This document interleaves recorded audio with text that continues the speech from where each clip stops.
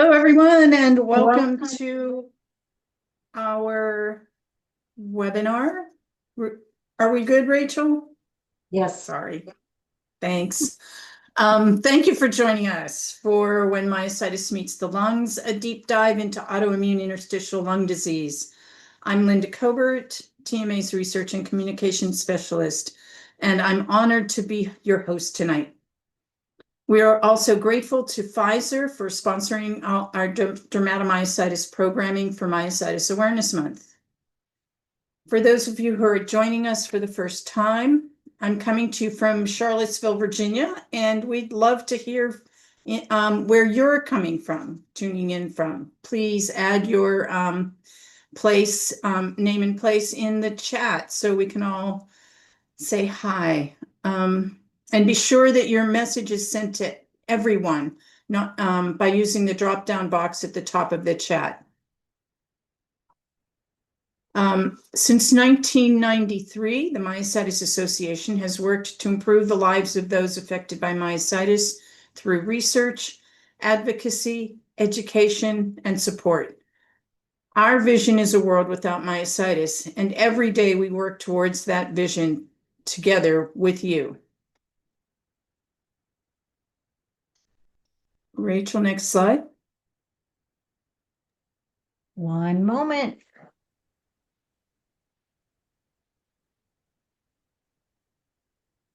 All right, I'm going to put it in presentation mode. All right.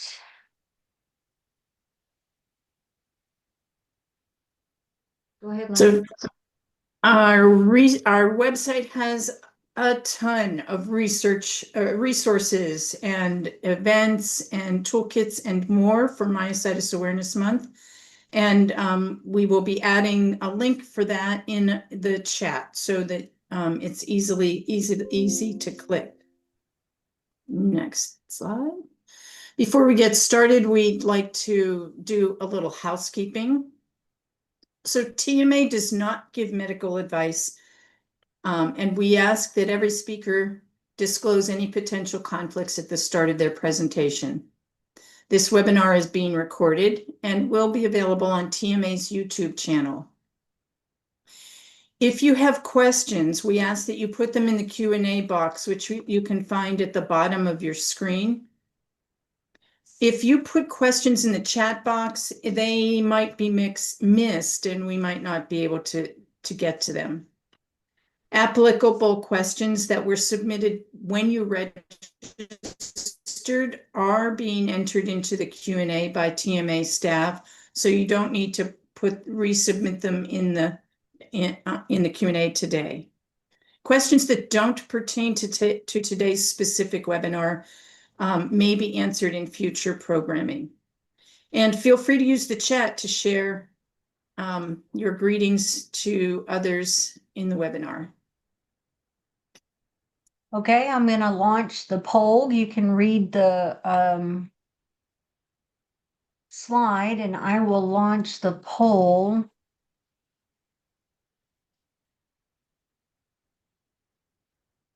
All right, do you guys see it? Yes.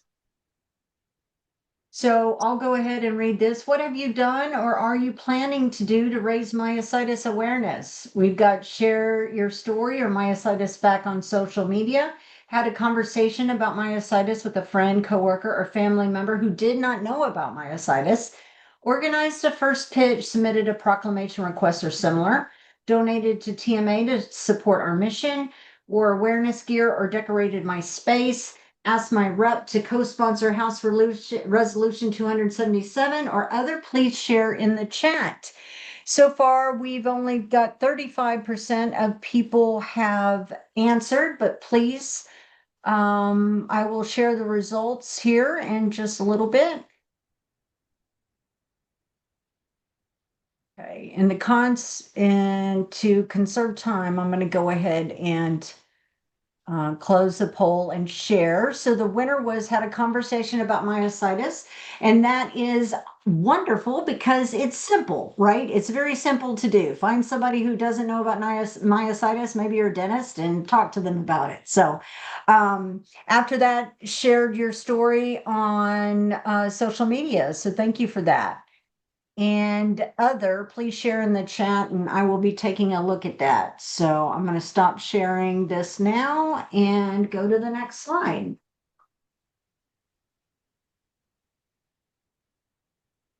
So if you are in need of patient and care partner support, we've got our events calendar here. We also have our list of all TMA groups, and we appreciate you coming.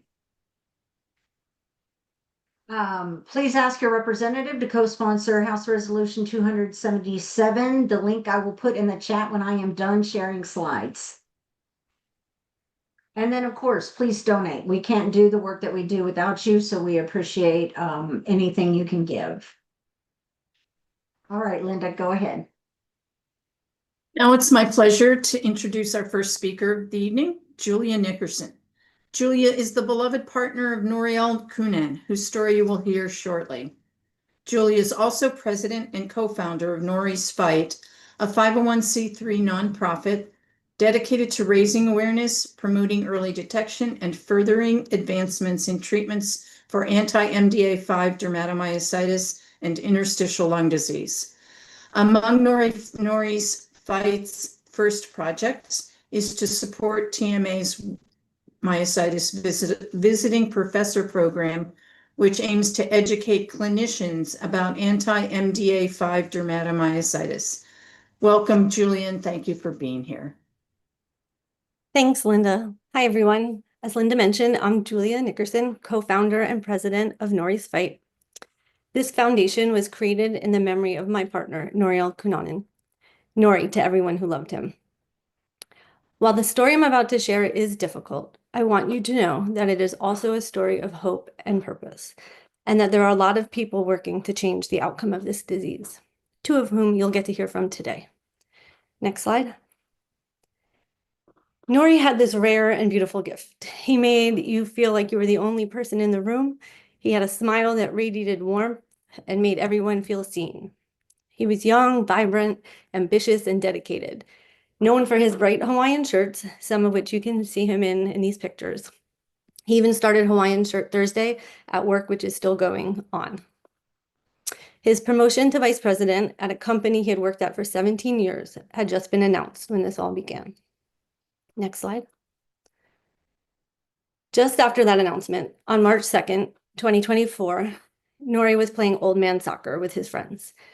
He mentioned feeling more winded than usual and that he had to take a few extra breaks throughout the game. 8 days later, we were in the ER. His breathing hadn't improved, and a rash that had started in February was spreading.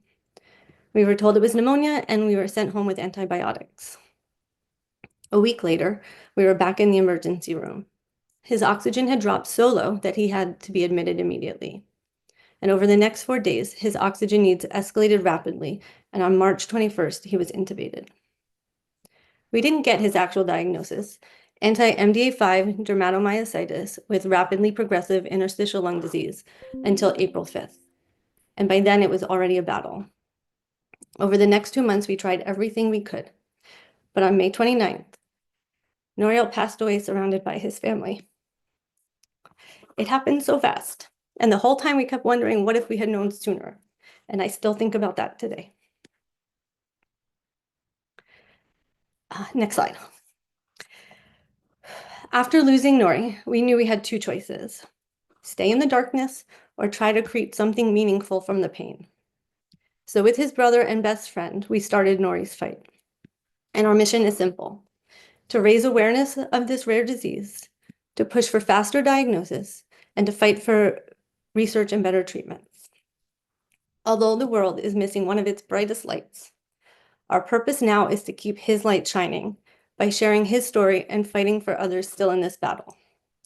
We've been so fortunate to connect with the Myositis Association and participate in this wonderful programs that they put on, to connect with dedicated doctors and a remarkably resilient patient community who inspire us daily and are helping us to drive this mission forward. I honestly couldn't have imagined how much we would have accomplished in under a year. We received our 501c3 status in just a few months, held our first golf tournament fundraiser, Drive for MDA5, in honor of Nori's favorite pastime, and we're already planning a second one for this October. As Linda mentioned, we're helping to support the visiting professor program with the TMA. We're also preparing to make a grant as the founding sponsor of the Myositis Clinical Trial Consortium. This is an effort that's going to transform research and care for myositis patients around the world. Bringing together top doctors, researchers, and patient advocates, it will drive innovation in how clinical trials are run and how treatments are developed. We're also preparing a grant to the University of California, San Francisco, UCSF, to help establish a myositis clinic in the Bay Area. This grant will give doctors the dedicated time they need to lay the groundwork for a future center of excellence here. Of course, none of this progress would be possible without the dedicated clinicians and researchers leading the charge. Today, I'm honored to introduce the first of the 2 amazing doctors that will be sharing vital information with you about autoimmune interstitial lung disease. Dr. Julius Birnbaum is the Division Chief of Rheumatology at Mercy Hospital at University Pittsburgh Medical Center. He's also the author of the book Living Well with Autoimmune Disease, a rheumatologist's guide for taking charge of your health. This is an accessible, easy to understand guide so readers are empowered to understand how to manage a wide variety of rheumatic diseases. And it also features a chapter on myositis. Please join me in welcoming Dr. Birnbaum. So thank you very much. And I'd like to thank the Myositis Foundation for inviting me to give this talk. So this talk is going to be entitled Antibodies and Myositis. And I think this is a really interesting topic because I'm going to show how there are certain autoimmune findings on your blood work that can help you understand the relationship of myositis to interstitial lung disease. Next slide, please. One moment.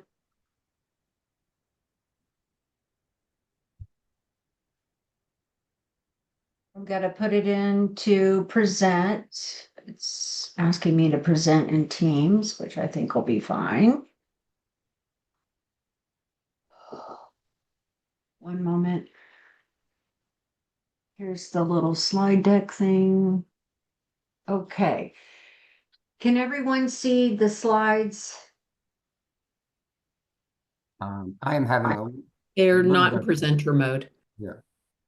Okay, one moment. Let me start again.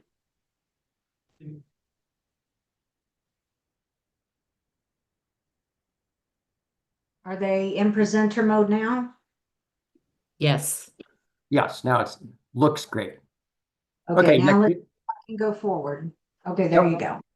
So here are the goals of the talk. We're going to kind of take a bird's eye view and understand the role of rheumatic antibodies in all rheumatic diseases. And then we're going to think about how certain antibodies which have been discovered in myositis have completely revamped our understanding of how we think about myositis as an autoimmune disease. And then we're going to demonstrate how some of these antibodies in myositis really have clarified its relationship with interstitial lung disease. Next slide, please. So when we think about antibodies in rheumatic diseases, they serve different purposes. So antibodies normally protect us from infections. Now, in autoimmune diseases, these antibodies can become confused and instead may start target parts of our body, leading to organ injury.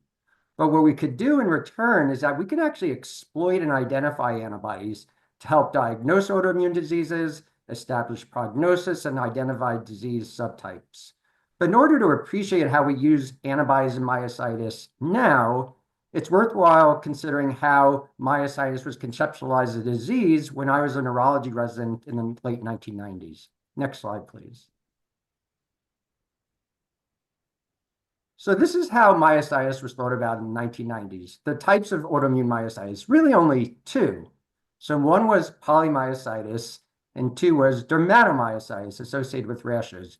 There's another one that was thought at the time to be inclusion body myositis, probably a degenerative disease, so not autoimmune. So presumably myositis was thought to be an autoimmune disease that was really defined by muscle biopsy skin rashes and not by antibodies. And when this happened, we kind of say that interstitial lung disease, ILD, and other organs, they're kind of lost in this autoimmune wilderness. Next slide, please. So this slide kind of gives you a whole potpourri of rashes that we knew back in the 1990s were seen in dermatomyositis. So for example, the slide all the way on the upper left shows Gottron's lesions, redness in the knuckles and in the fingers. If we go to the bottom right, that's what we call the Scholl sign. You see that red rash in the nape and back of the neck. But we thought of dermatomyositis as being one disease. Next slide, please. So if we fast forward to 2025, what's happened now is antibodies have actually been discovered in myositis patients, not thought to happen in the late 1990s. And so similar to other autoimmune diseases, now in myositis, we can use antibodies for diagnosis, establish prognosis, and help explain relationships between organ and muscle injury. And most significantly now, antibodies in myositis can be used to understand relationships between myositis and interstitial lung disease. So let's take a quick tour of antibodies that have been identified in myositis. Next slide, please. So it's important to have basic vocabulary. So when we use myositis-specific antibodies, what this means is that these are antibodies seen only in myositis and not other rheumatic diseases. When we use the term myositis-associated antibodies, these are antibodies that can be seen in myositis associated with other rheumatic diseases. Next slide, please. So this table shows some examples of myositis antibodies, and the columns show the myospecific antibodies, its association with interstitial lung disease, and other disease associations. So there's one myositis antibodies group that's called the anti-synthetase antibodies, and we'll talk about that in next slide. So it does have an association with interstitial lung disease, and the common disease things that we could, go back slide one. No, backwards. Yep, right there. So with the anti-synthetase antibodies, you could see interstitial lung disease, rash, arthritis, Raynaud's, and fever. Now, the other myositis antibody that we've heard quite eloquently about is the anti-MDA5 antibodies. And this does have an association with ILD, and particularly two things. ILD, which could be very, very rapid, and also ILD, which could present without muscle weakness. Next slide, please. So let's start by talking about the anti-synthetase syndrome. Like all rheumatic diseases, it's important to understand the antibodies and what are the association with these antibodies with myositis and ILD. So in the anti-synthetase syndrome, we have antibodies, and they bind to enzymes, which are important in helping build proteins from our genetic code. Now, there are 8 different types of antibodies that are seen in the anti-synthetase syndrome. And each of these 8 antibodies can be associated with different combinations of ILD, arthritis, skin disease, Raynaud's, and fever. And just to make sure that's clear, Raynaud's, this refers to color changes when the fingers are exposed to cold weather, and the skin can change from white to blue or red, or all of these colors. Next slide, please.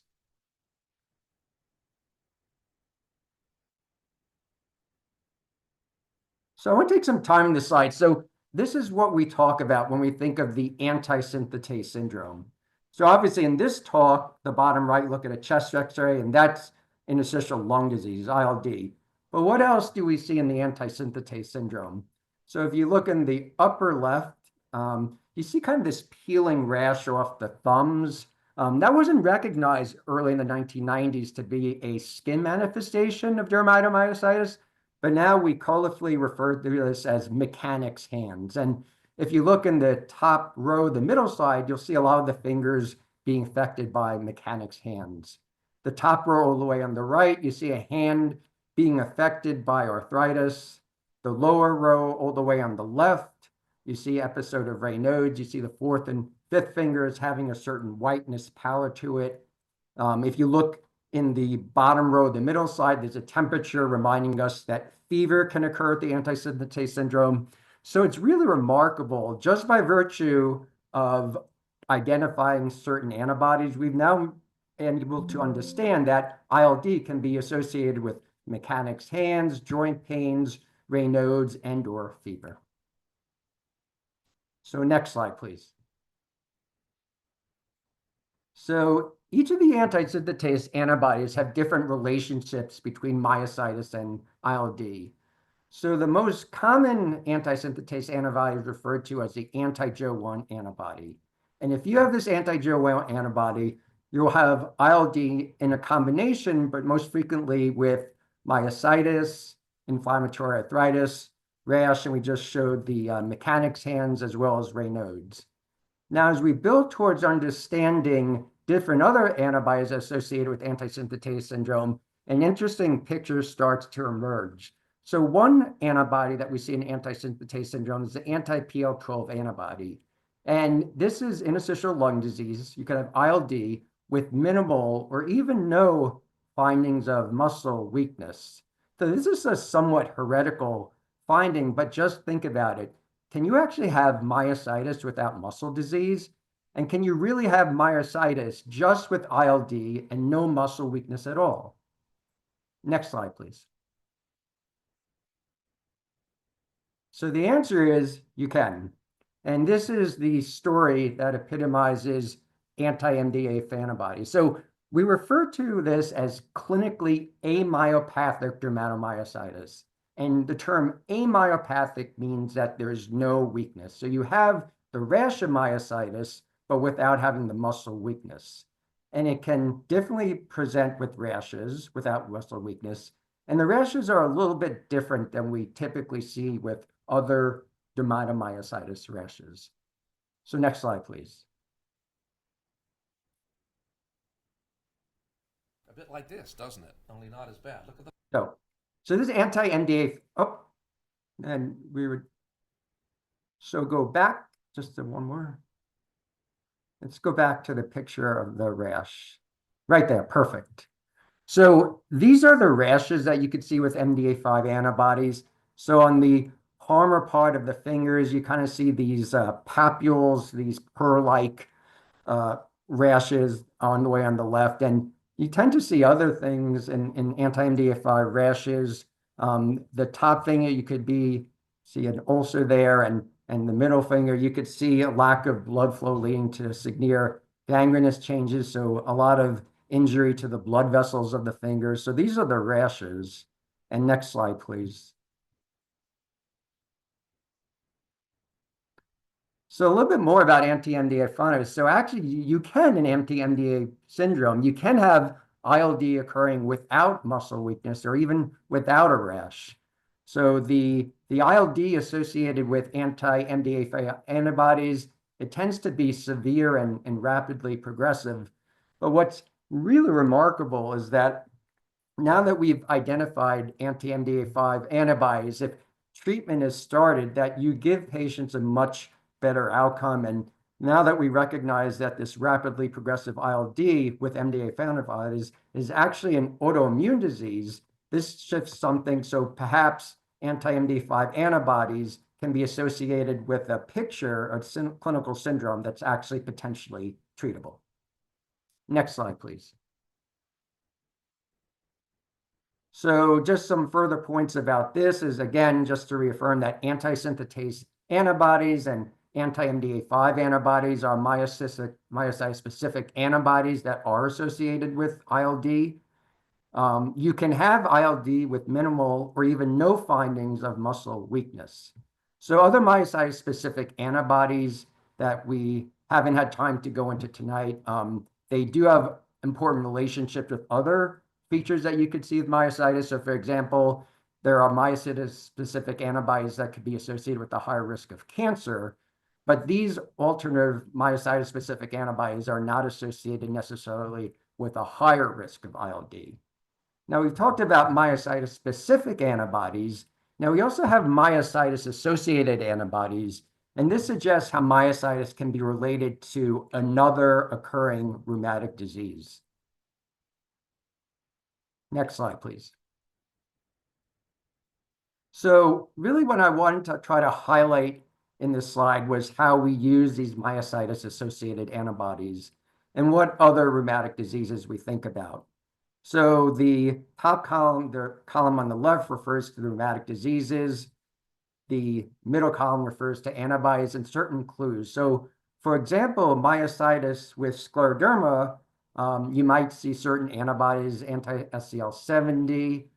Clues are, do you have Raynaud's, which we talked about, or tightened skin? You want to think about Sjogren's syndrome and disease. This could be associated with anti-Ro antibodies. A clue is if a patient has dry eyes or dry mouth. Myositis associated with rheumatoid arthritis, there's a certain set of antibodies there. And the clue here is, does a patient have joint pain associated with inflammation? Myositis could be associated with vasculitis, which is inflammation and injury to blood vessel. It's associated sometimes with an antibody called ANCA, certain vasculitis disorders, and some clues are significant sinus disease, nerve injury, or kidney disease. We think about myositis-associated antibodies being associated with lupus. There's a certain set of antibodies are in the middle, and the clues are presentation with a facial rash or pain upon inspiration. And finally, myositis can be associated with a disorder called mixed connective tissue disease. And this is really an overlapping syndrome that can have features of lupus, rheumatoid arthritis, scleroderma. So this really emphasized that myositis can be associated with other rheumatic diseases, and antibodies are an important tool to try to understand the relationship between myositis, another rheumatic disease, and interstitial lung disease. So next slide, please.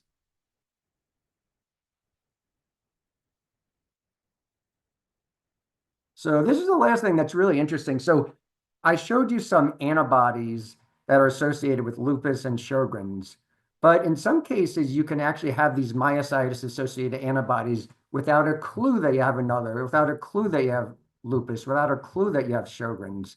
So when anyone comes in with a new case ILD, as part of the workup, we generally order these antibodies, even if there's no features of rheumatic disease. Next slide, please.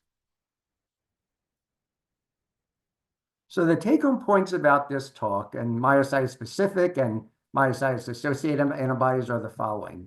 So myositis is now firmly understood as a disease in which antibodies can be used for a diagnosis, to establish prognosis, and begin to think about treatments. So the syndromes which I introduced, anti-synthetase syndrome and anti-MDA5 antibodies, have clarified important relationships between myositis and ILD. And strikingly, ILD can be the predominant organ which is affected, even when there's no muscle weakness. So the myositis-associated antibodies can also help explain relationships when myositis occurs in other rheumatic diseases. Next slide, please. So I talk about some of these other rheumatic diseases that are associated with myositis in my book, and this talks in more detail about myositis, other rheumatic diseases, and general wellness topics. So thank you again for giving me the opportunity to talk. I would now like to introduce Dr. Sonye Danoff. And Dr. Danoff is a professor of medicine and director of the Interstitial Lung Disease, Pulmonary Fibrosis, ILD-PF program at Johns Hopkins. She also serves as the associate director of the Johns Hopkins Myositis Center. And as a trusted member of TMA's medical advisory board, she brings unmatched insight into the challenges and care of those living with autoimmune ILD. Thank you so much, Dr. Birnbaum. And I want to thank the Myositis Association for the invitation to speak and for highlighting the important role that lung disease can have in individuals who have autoimmune myositis. So what I'd like to do in the next 15 minutes or so is talk about a couple of things. I think it's helpful to start off about thinking about what the lung is supposed to be doing. You know, we know that in interstitial lung disease, it's not doing what it's supposed to be doing, but it's always good to start off with the most basic points of it, what it is supposed to be doing. So what I'd like to do is talk about what its normal function is. I'd like to talk about interstitial lung disease and what that means. I'd like to talk about how it actually changes the lung to have ILD. Then I want to get more into the experience that you might have had with ILD, how it was diagnosed, how it might have, the symptoms it might have caused, and then talk about really how you can be involved with your own care. And I think that that's probably the most important message that I'm going to give. So let's start with talking about the lungs. So the lungs are really an amazingly simple organ. Really, they only have three components. They have airways, which are essentially these tubes that connect the mouth to the lung tissue itself. And those tubes carry air from the outside world down into the lungs. And there are then blood vessels which wrap around these very, very tiny air sacs or air spaces called alveoli.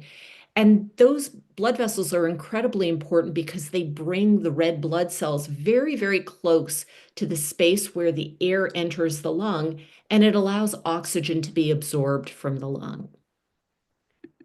So in a healthy lung, what happens is that air enters through the mouth and it passes down the trachea and the airways into these air sacs that are down at the very, very tips of the lung. They're very tiny. The air is really made up of a mixture of gases. So the gases include oxygen, which is about 20% of the air that we breathe. And because the oxygen is so easily permeable, it's so easy to cross these membranes, it floats across into the bloodstream where it attaches to the red cells. And those red cells actually carry the blood to all of your organs.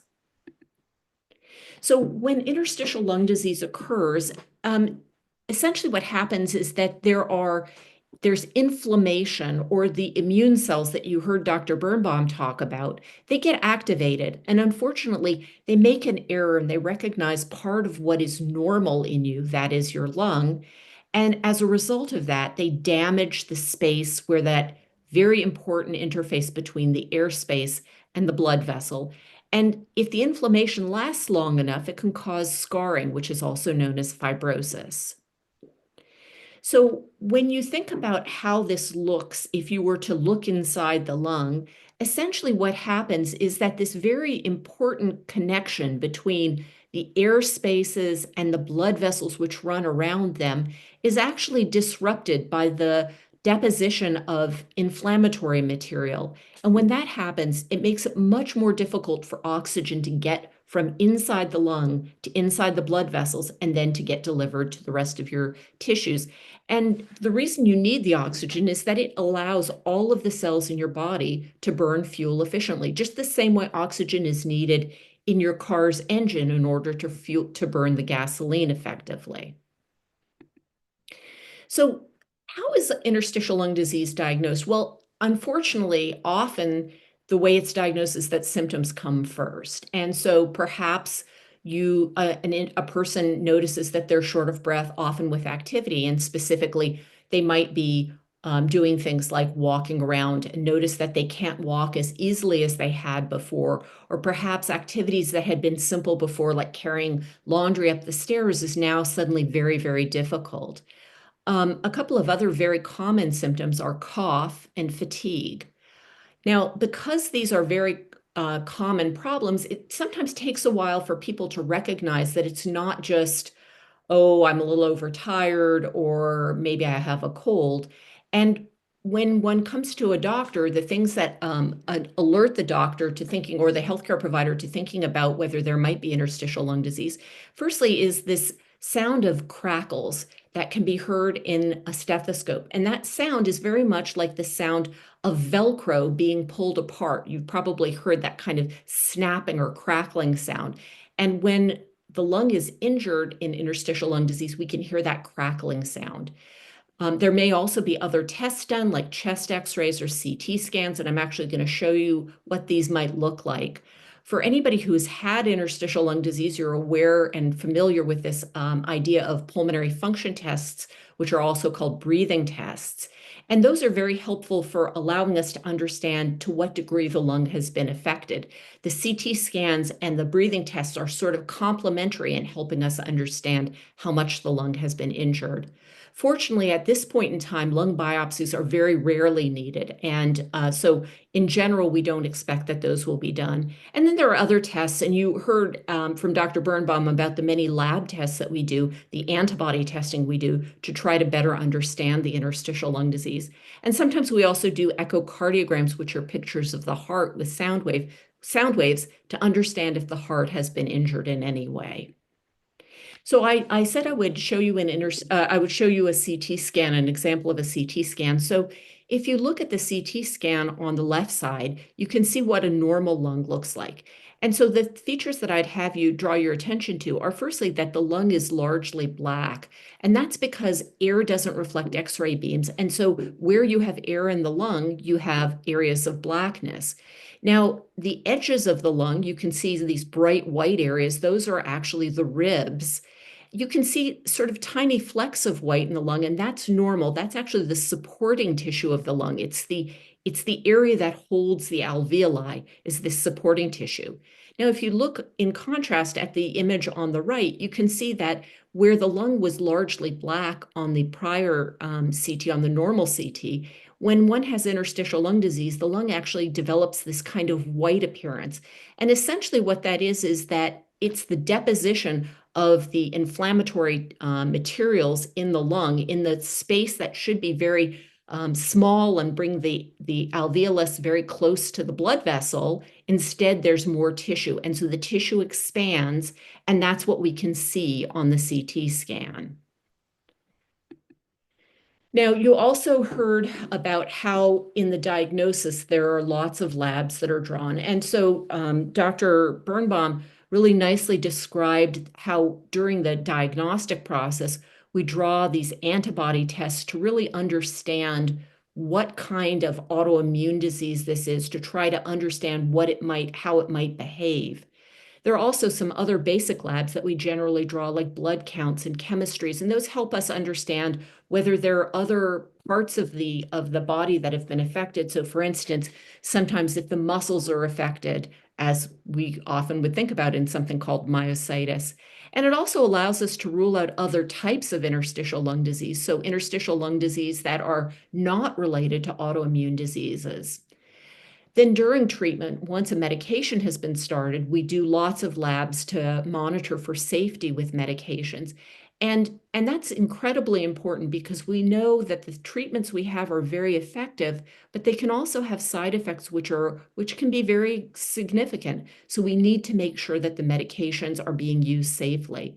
And sometimes, as you also heard from Dr. Birnbaum, we might actually even do more antibody testing because even though we know about a lot of these autoantibodies, there are still some people who have autoantibodies that we know about, but we don't have a name for them. So sometimes, even if we've tested you once, we might go back and say, can we test again? Because there's some new antibodies that we've learned about, and we'd like to see if maybe that's the antibody that's the culprit in this situation. Now, as I mentioned, anybody who has interstitial lung disease is probably familiar with the idea of pulmonary function testing. And I'm not going to go into this in detail other than to point out that there are really, when we do complete PFTs, there are 3 tests we do: a spirometry, a lung volume, and then something called a diffusion capacity. And both the spirometry and the lung volumes in different ways measure the size of the lungs. And the diffusion capacity is a measure of how well the lung can absorb oxygen. So these are really like different characteristics of the lung that can be affected by interstitial lung disease. And what I'll point out is that we have a predicted, which is based on a person's age, sex, and height. And then we have an actual value, that which is measured during the procedure that is done during the pulmonary function testing. And then you'll see something called a percent of predicted. And the reason we use that is because the absolute value is important for one person. So if the value of your FVC was 2.5 liters, and then the next time it's tested, it's 2.3 liters, that's a very important thing to know about. But one person who has a volume of 2.5 is very different from another person if one of the people is 5'4" and the other person is 6'4". So we normalize it to the predicted, and anything that is above 80%, and I always say this is, like many things, this is a top line result. It's the first line of each of these tests that's important. The FVC, the total lung capacity in this case, and then the DLCO, which are the numbers we look for to see if they're greater than 80% of predicted. And if you do have pulmonary function testing done, it's something that you should go over with your doctor so that you understand what your numbers are. So when we actually make a diagnosis of interstitial lung disease, we actually go through this process called a multidisciplinary diagnosis. And essentially, the primary provider, that would be maybe one of the pulmonary doctors, would bring together all of the information about a specific individual and meet with this whole group of other doctors. And that might be other pulmonary doctors, an expert radiologist, maybe a pathologist, maybe a rheumatologist, and there can be others, maybe a cardiologist or a thoracic surgeon might even be there.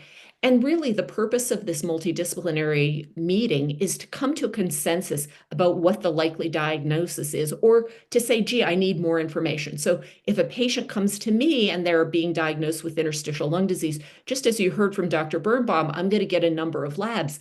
Perhaps the labs don't tell me everything, and I think to myself, that as a group, we decide that we need more information. And sometimes an MDD is also very important because it helps to plan on what the treatment should be. And if the treatment is not creating the results that we hope, there might be another discussion about how treatment should be changed. So this multidisciplinary diagnostic process is very important in both diagnosis and management of patients who have ILD.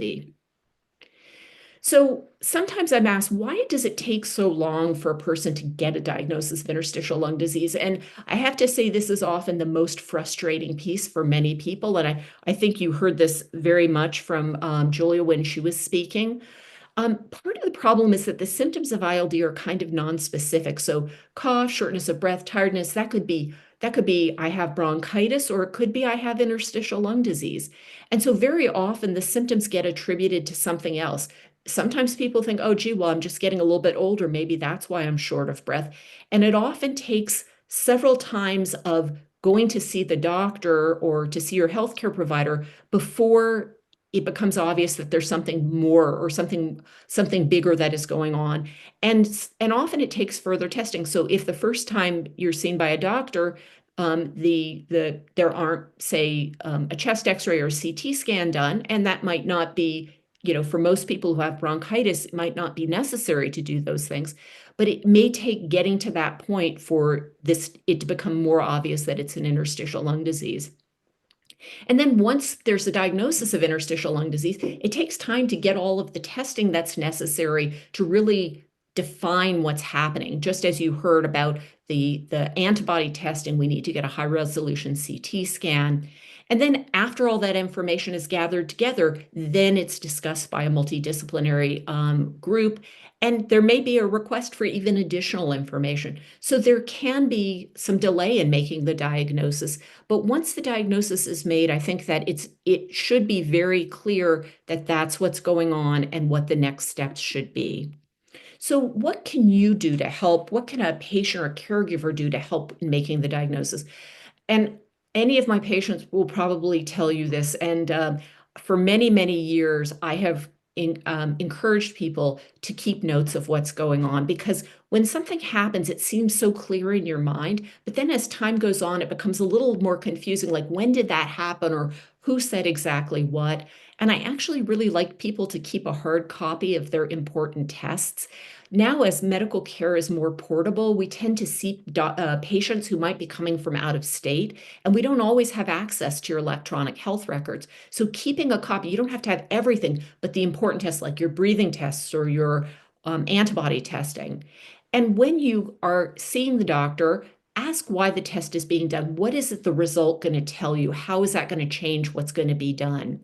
When you get the results of the testing, please ask your provider to explain what the tests mean.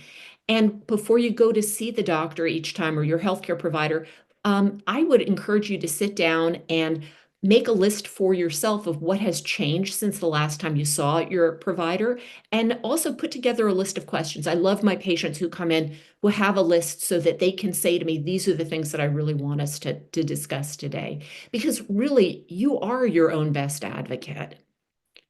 So the other thing I would really encourage you is to educate yourself. And I think that we're in a very fortunate period because there are a number of really good, reliable sources of information on interstitial lung disease. The first I would recommend is the TMA website. There's also a Pulmonary Fibrosis Foundation website, the American Lung Association website. The other thing that you can use to help educate yourself is a support group, because you can learn a lot from your peers, from other people who are going through this experience. Also, absolutely talk to your pulmonary doctor, talk to the folks in your pulmonary rehab program and your primary care provider, because it's very important that you be able to communicate with them and learn from them. You can teach them and you can learn from them. And then last but not least, you have to also do the things that keep you healthy overall. And those are the things like routine cancer screening, a healthy diet, regular exercise, vaccination, and stress management. Because ILD is only one part of your health situation, and we have to remember all the important regular things. And I often say to my patients that the thing I would encourage you most to do is to remember to put your seatbelt on when you leave clinic, because that will help keep you alive for longer. So with that, I'm going to stop sharing my screen. I do think that this is a time of a lot of hope. You've heard from Dr. Birnbaum about the incredible advances that have been made in terms of testing for antibodies, therapeutics. There are new medications coming out practically on a yearly basis. And I really think that the fact that we have an advocacy organization like the TMA that really pushes for patients who have this disease really allows us to move the field forward rapidly. So thank you very much. And I'm happy to answer any questions that might have come in. Thank you, Dr. Danoff and Dr. Birnbaum and Julia, for your presentations. We've got a number of questions, and I guess the first one is that people are feeling afraid. If they have myositis and possibly don't know what their antibodies are, or if they have ILD but don't have big symptoms yet. Can you talk a little bit about how that should be approached? Should they panic and rush off and ask their pulmonologist to do all these tests? And so give us a little context and perspective. Absolutely. So, I think that the great news is that there's much greater awareness, just as Dr. Birnbaum talked about, like in the 1990s, the 2000s, people really didn't even think about interstitial lung disease as being a primary manifestation of myositis. But now I think that the community is much more tuned into it. So I think that that's the first most important thing.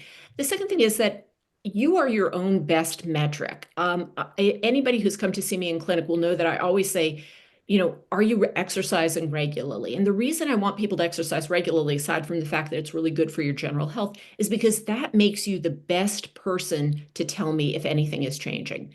And if you say, I usually walk for an hour and I get X distance, but now I'm walking for an hour and I only get half that distance, I know something has really changed for you.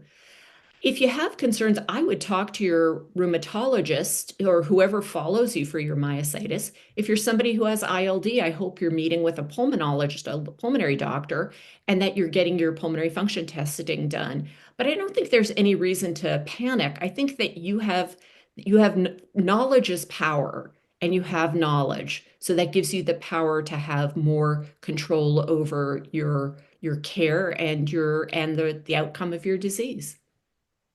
So just to tag on to that, is ILD a progressive kind of disease? So if the person has ILD, knows they have ILD, but it's been sort of low grade, will it get worse?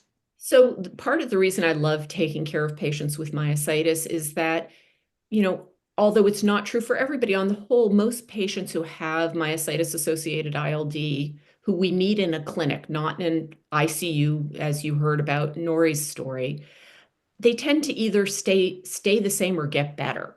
And so in general, my expectation is that people will actually improve over time. Now, there are situations where that isn't true, and unfortunately, you heard a little bit about that story in terms of Nori's very rapid progression with interstitial lung disease.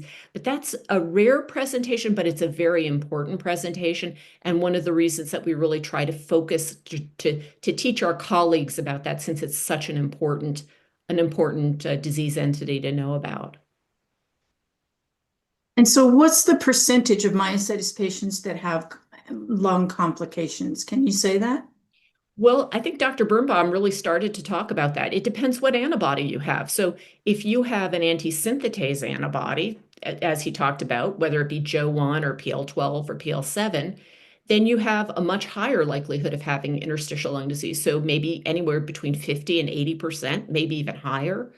But if you're somebody who has a different kind of antibody, like you have NXP2 or TIF1 gamma, which are also dermatomyositis antibodies, your likelihood of having interstitial lung disease is very small, probably less than 10%. So, again, when a person is first diagnosed with myositis, I think that the discussion should be, does the antibody that I have put me at risk of developing ILD, which was very, very nicely described by Dr. Birnbaum. So we have someone who would like to know about precautions while on immunosuppressants for anti-MDA5. Since the antibody and the disease target the lungs, is it even more imperative for people in this situation to avoid infections? So I think that's a really important question. One of the things we didn't talk about is sort of what the role of infection is. But infection is clearly something that can make people acutely worse. Not just, I have a cold and I'm going to get over it, but it's going to actually trigger my interstitial lung disease to get worse. And so we really strongly encourage our patients to be vaccinated and to take, appropriate precautions when we're in high risk periods. So for instance, during the winter when we see a lot of flu and COVID and things like that, I really encourage people to wear a mask when they're in an environment where they're going to be around a lot of people who are unrelated. So for instance, if you're flying on an airplane, or if you're going to go to, a concert and you're going to be inside with a whole bunch of unrelated people, I would wear a mask. So you've talked about healthy lifestyle things like diet and exercise. That's something that our community is really always interested in. Can you be more specific at all about what a lung healthy diet or exercise program might look like? So I might actually pass this on to Dr. Birnbaum, since he's really thought a lot about sort of how to live well with autoimmune diseases. So do you want to take that one?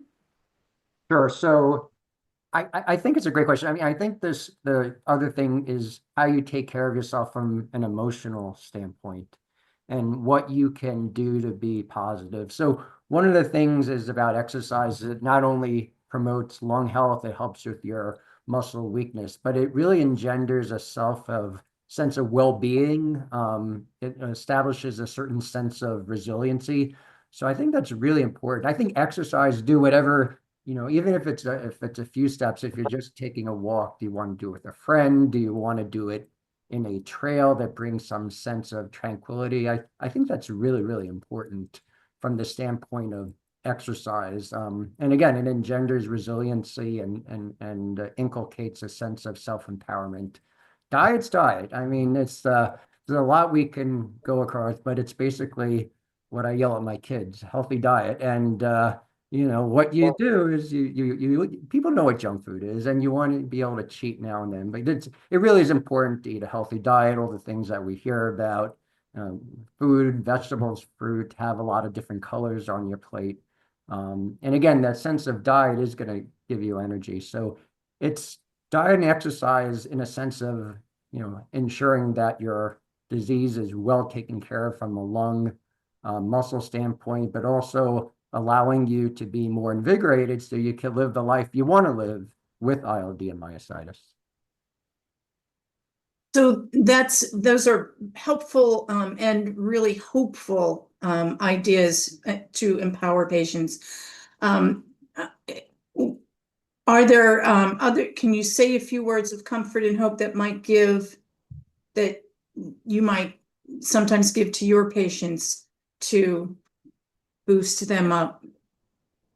Well, I really think of this. There's so few things now in medicine that you could say without hyperbole, like this is a dramatic transformation. But I think myositis is really a disease that we could just say, arguably, it's among the most transformative diseases that we ever think about. And I got to go back to where I was when I was doing a neurology residency in the 1990s, and we would have someone come in with myositis, and we would check whether they had muscle weakness and grade it, and that was the end of the disease. And then if patients had ILD, they were kind of in their own, world and left to roam about. And I think the fact that we have these amazing, amazing tools that we could manipulate the immune system for our own benefit, detecting antibodies, thinking about what treatments can take. It's just really mind-blowing to me how myositis has advanced, within the past 10 years. And I think it's going to logarithmically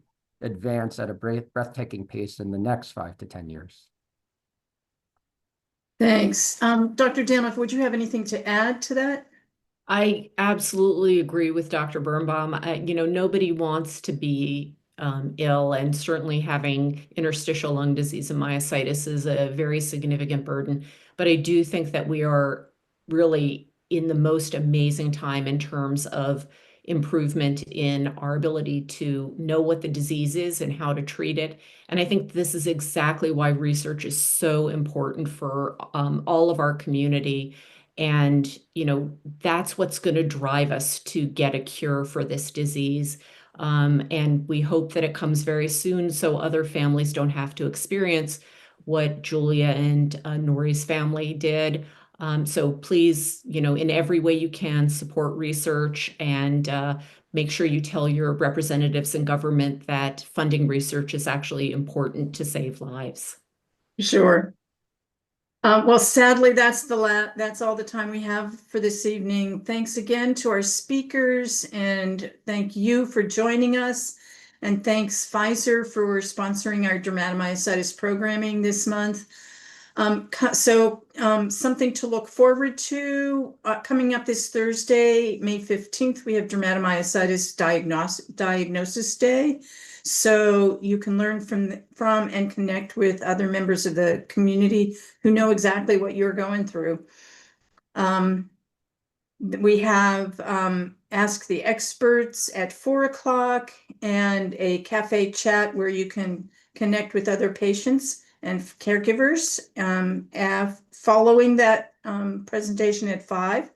And don't forget Feel Good Friday on Friday at 7 o'clock, where you can unwind and play Jeopardy with your friends from TMA. Invite your loved ones and your neighbors and we'll have a great time.